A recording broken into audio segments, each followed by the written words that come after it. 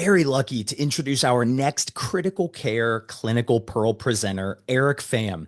Now, Eric is the PGY2 critical care pharmacy resident at the University of Mississippi Medical Center. Thanks for joining. How are you doing, Eric? I'm doing well, Nick. Thanks for having me. Pleasure's all mine. Now, on your Instagram, everyone should go follow Eric at Eric Vofam. It says pharmacist, and right below U72 kilogram natural strongman. All right, so not a shocker. I'm not a bodybuilder. So what does that mean? Break that down. What is a natural strongman? Is that exactly what it sounds like? Exactly what it sounds like. It is a drug-tested competition. It's a world competition that we Oh, have. And this is a new class, the under 72 kilo group, so about 158 pounds-ish. So that's the class I competed in this past January and won my weight class, and I qualified to go to Ireland this year. whoa. Ireland, let's go. You're going to get to split the G as a celebration after the competition. That's awesome, man. Oh yeah, I'm super excited. So when is that? Is that how you are you a sicko? Is this how you're celebrating the end of residency? Is doing a competition? Yeah, I am. I am. everyone should go to the YouTube right now and you could see the grin that Eric has on his face right now because clearly, I think between talking about this and the end of residency, it feels like very excited. But We're that's just really cool. What an opportunity. I mean, how many people even like in your like how many people are you competing against? Do you even know? I don't know yet. They haven't posted anything, so it's all going to be a surprise. Well, in this sort of thing, you're competing against yourself anyway for the most part, right? Like Right. so cool to be able to do that. Yeah, if anyone, again, the it's pretty impressive to see the amount of weight you're lifting while you're also squeezing in 3 years of experience into a critical care residency. So very cool. Congrats, early congrats. Now, the reason we are here in our never-ending quest to IV to PO some of our most critical medications. Eric, let us know, is Midodrine going to help our map or could it hurt our map? So take it away. Absolutely. So first, I'll like to introduce us through a patient case. So we'll start with our 67-year-old male who has a past medical history of hypertension and type 2 diabetes. He presents to the emergency department with fever, altered mental status, and hypotension. His blood pressure being 76 over 45 with a map of 55. Here, he is diagnosed with septic shock secondary to a urinary tract infection, and despite appropriate initial fluid resuscitation, the patient remains hypotensive and necessitating initiation of IV norepinephrine. With this, appropriate broad-spectrum antibiotics and source control are initiated. However, over the next 48 hours, we have the patient's condition continuing to stabilize, and despite attempts to wean norepinephrine off, he remains dependent on a very low dose of norepinephrine at 2 mics per minute to maintain that adequate MAP of 65 or greater. And to facilitate weaning from vasopressors, the team decides to initiate oral midodrine 10 milligrams every 8 hours. So to give a little bit with vasopressors, we know that vasopressors are crucial in maintaining organ perfusion when blood pressure is critically low. They primarily stimulate adrenergic receptors to enhance cardiac output, increase vascular tone, and redistribute blood flow to vital organs. However, of course, medications come with its implications. So using IV vasopressors typically require ICU admission, invasive line access for vasopressor administration and blood pressure monitoring, and then the potential risks of tissue ischemia, tachyarrhythmias, or prolonged dependence of vasopressors. So given this, there has been emerging evidence for the potential use of Midodrine for weaning low-dose IV vasopressors in the setting of shock or hypotensive syndromes. So to give a little bit of background, we have Midodrine. This drug was FDA labeled indication in 1996 for the treatment of symptomatic orthostatic hypotension. Um, there's been some background use in hypotensive syndromes and shock. First being in 1996, using Midodrine for the treatment of hemodialysis-associated hypotension. From there, we have a few other case series, starting in the early 2000s as a useful substitute to IV inotropic therapy to shorten ICU and hospital length of stays, specifically in cardiac patients. So, what is the mechanism of midodrine? So it is an oral prodrug that undergoes enzymatic hydrolysis to its major active metabolite, desglymidodrine.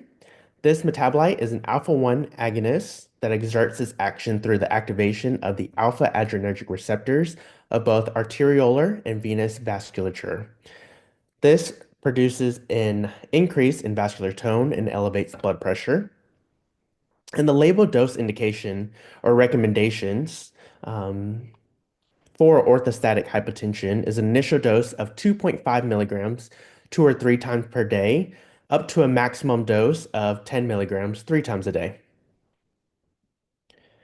So, as I mentioned previously, the implications of IV vasopressor use, some of the theoretical advantages of weaning low-dose IV vasopressors to oral midodrine could be reducing IV vasopressor dependence, reducing ICU length of stay through facilitating that ICU discharge, minimizing prolonged central line use and associated complications, as well as potentially some economic value associated with the prolonged ICU and hospital length of stay. In terms of safety and monitoring of midodrine, the two most common side effects are supine hypertension with a systolic blood pressure upwards of 200, and then there may be also compensatory reflex bradycardia. So what is our dosing recommendations in weaning low dose IV vasopressors to using PO midodrine? While I have discussed the labeled dosing recommendations, the dosing strategies throughout the trials are really variable from what we currently have. Clinically speaking, midodrine produces a predictable response in blood pressure when administered at doses up to 20 milligrams. This has been evaluated in patients with neurogenic orthostatic hypotension, where a single 20 milligram dose can reach up to a maximum concentration within 30 minutes and produce a mean increase in standing systolic blood pressure equal to 43 um, millimeters of mercury after 1 hour. So again, while the studies vary, some institutions start midodrine 10 milligrams every 8 hours, up to 20 milligrams every 8 hours, depending on the patient's hemodynamics and weaning off vasopressors. So now we can dive a little bit deeper into the current literature that we have, specifically for midodrine in the shock syndromes and its role in weaning off the single agent low dose vasopressors. So starting off with the MIDAS trial, this was published in 2020 by Santer and colleagues. This was a multi-center randomized double-blind placebo-controlled trial, including 132 patients with persistent hypotension requiring low-dose single-agent IV vasopressors for at least 24 hours. These patients were randomized to midodrine 20 milligrams orally every 8 hours versus placebo. What they found was the median time to IV vasopressor discontinuation was about 23 hours for both groups, so no difference there. And in terms of safety, there was a significantly greater rate of bradycardia in the midodrine group. Overall, the MIDAS trial found that the overall finding that midodrine did not significantly reduce the time to discontinuation of IV vasopressors compared to placebo, and it was not effective for the treatment of hypertension in critically ill patients. From here, we have the Maverick trial. So this was midodrine as adjunctive vasopressor in intensive care. This study by Costa Pinto and colleagues, published in 2021, was a pilot feasibility randomized control trial, including 62 patients requiring low-dose IV vasopressors who had remained infusion dependent for at least 24 hours. The patients were randomized to receive either midodrine 10 milligrams every 8 hours versus standard care. What they found was that there was no difference in the median time to discontinuation of IV vasopressor 16.5 hours in the Midodrine group versus 19 hours in the standard care group. And they also found no differences in ICU length of stay from 50 hours versus 59 hours in the standard care group.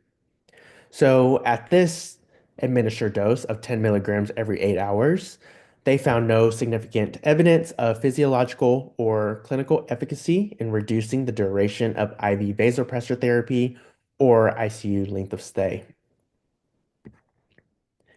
And then finally, in 2021, we have the Adley and colleagues study.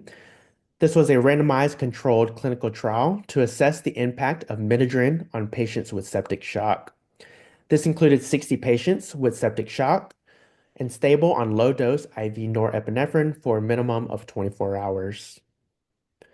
The intervention group was midodrine, oral 10 milligrams 3 times a day, in addition to IV norepinephrine, compared to the control group, which was continued on IV norepinephrine alone. What they found was the norepinephrine weaning time was significantly shorter in the midodrine group at 26 hours compared to the control group at 78.5 hours. They also found a lower mortality rate in the midodrine group, about 43% versus 73% in the control group. In terms of length of stay, there was no significant differences between the two groups.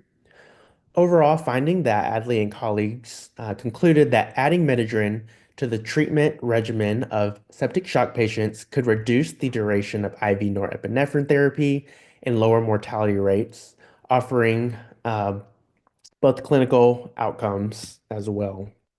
So, suggesting that midodrine may be valuable adjunctive therapy in managing septic shock and potentially facilitating earlier weaning from IV vasopressors and improving patient outcomes. So while these trials are not, significantly large sample sizes, this really leaves us in a position of, how do we evaluate this mixed evidence on the clinical benefits of midodrine in the setting of low-dose IV vasopressor weaning, in concordant with, not really having guideline recommendations for the use of midodrine in vasopressor weanings. So of course, this leaves us to a lot of unanswered questions, so some of those being, what is the optimal time of initiation to see this clinical benefit? What is the optimal dosing regimen? We've seen 10 milligrams every 8 hours, up to 20 milligrams every 8 hours. So kind of seeing that variability um, from a dosing standpoint. And then when we start midodrine, how do we titrate off of the vasopressors? We're already on a low dose. Is there a certain order? Is there a certain timing that that should happen? And then finally, is there a specific patient population that may have this most clinical benefit? These are all areas that can be further evaluated in the literature in the future. So where do we kind of go from here? One of the studies that we have that is actively ongoing is the Liberate trial. This is a multi-center parallel group blinded randomized placebo-controlled trial of adult critically ill patients receiving stable or decreasing dose of IV vasopressors. These patients will be randomized to receive either midodrine 10 milligrams interally every 8 hours or placebo into 24 hours post discontinuation of IV vasopressors. This study will be evaluating ICU length of stay, IV vasopressor support, and health economic outcomes. Some other things that can be evaluated in the future as well could be maybe some robust clinical benefit with other oral vasopressor agents in the future. Some of these agents being pseudoephedrine, atomoxetine, dropedopa. These have all been evaluated in different patient populations. So where can we see this place in therapy if midodrine, as adjunct with midodrine or other options of oral vasopressors? So now that we discussed some of the published trials that we currently have in the literature out there and what can we kind of look for in the future, let's bring it back to our patient specifically. So we have, again, our 67-year-old male with septic shock on that low dose norepinephrine at 2 mics per minute and was started on midodrine 10 milligrams every 8 hours. Over the next 24 hours, the norepinephrine remained at 1 mic per minute And the team decides then to increase Midodrine to 20 milligrams every 8 hours to see if there was a response to wean off of norepinephrine completely. However, I'm not going to leave you with any results, as I'll leave it up to you to decide if the patient is successfully weaned off of IV vasopressors and able to be discharged from the ICU. What a great cliffhanger. I thought that was a perfect patient case because we have all been there. You're probably listening to this right now and can think of somebody that has been on. We had somebody that was on one for like 30. You take them off, their systolic would drop to legit like 70s. So, um, Eric, you did an awesome job reviewing all of the literature because I feel like this is one of the topics that people are familiar with. Oh yeah, midodrine, we can use it. People are aware of the concept, but actually going through the studies and actually some of the evidence, I thought you brought up some really fantastic questions. And you highlighted four of them, right? The optimal timing of initiation, optimal dosing regimen, how you titrate off, or what population may have clinical benefit. What, in your opinion, which one of these do you think is um, the most important question in terms of our thinking of the appropriateness, the efficacy, and safety of using midodrine to get off of vasopressors? What do you think is out of these questions that remain? What do you think is one that stands out in importance from your perspective? From my perspective, I think the optimal timing of initiation for its clinical benefit, seeing does an earlier start of it, can that help us wean off and, kind of get off of that IV dependence of it from the start? In terms of the dosing regimen, yes, we can kind of, dose tinker and kind of see its effect. We're probably still having A line at that time. We can, get a cuff and dose adjust as appropriate. But I think that one of the timing of initiation would be something that stands out to me.